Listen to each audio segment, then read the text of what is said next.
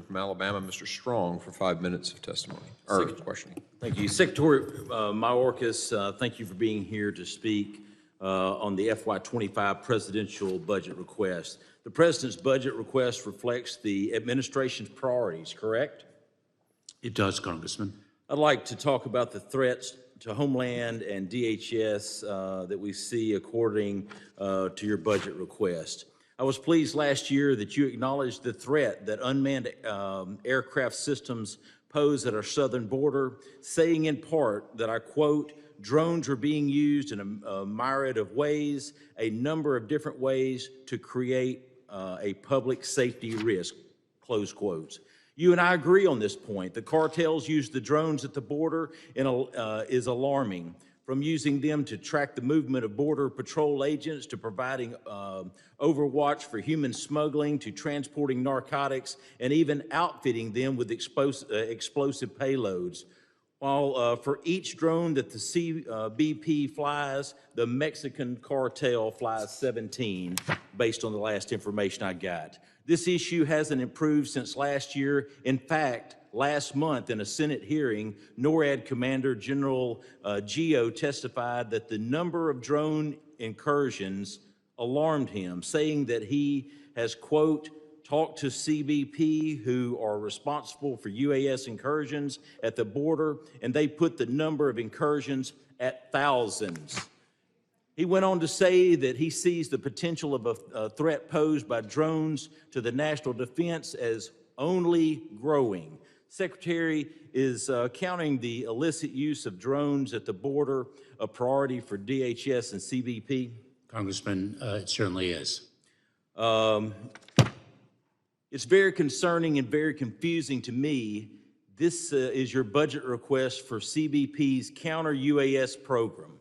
You see it right behind me. Zero, not one penny, and the threat is unbelievable. As the use of drones by bad actors at our border evolves and continues to bring a threat to our homeland, it is unconscionable that you wouldn't request a single penny for CBP to carry out its counter-UAS mission. You requested zero. Thousands of UAV flights into U.S. airspace by Mexican cartel have the ability, we've got the ability to block, drop, or intercept these drones. Moving on, I want to revisit the ICE detention bed issue that my colleagues have mentioned today. As illegal aliens continue to pour across the southern border, your FY25 budget requests funding for just 34,000 ICE beds, barely half of the 60,000 beds requested by the Trump administration in FY21. In May of 2021, you testified in a House subcommittee hearing that you are, quote, concerned about the overuse of detention, close quote. Is it safe to presume that this is why you want to cut bed space and release illegal aliens on the streets of America? Congressman, it is not my desire to cut detention beds, and I should say returning the counter-UAS authorities. We are seeking to harness artificial intelligence to amplify the strength of our counter-UAS capabilities. Well, I'll tell you this right here on the UAS.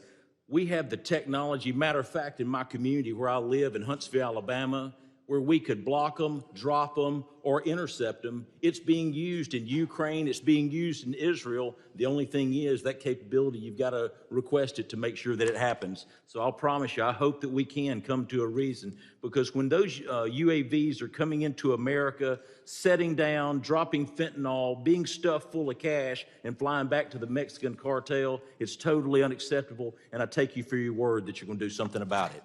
If Congress is willing to fund even more ICE bed space or near Trump-era levels, would this be a solution to detaining more illegal aliens? Congressman, the greater the detention capacity, the greater our ability to detain more people.